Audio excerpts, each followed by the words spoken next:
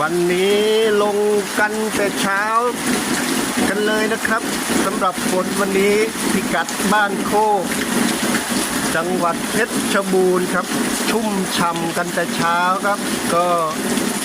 ฝนเพิ่งเริ่มตกครับก็วันนี้ดูเม็ดจะหนากว่าทุกวันครับก็อยากจะตกนานๆหน่อยก็แล้วกันนะครับท่านเทวดาครับลูกสาวผมวิ่งเวลาฝนตก ก็ชุ่มฉ่ำกันไปครับผม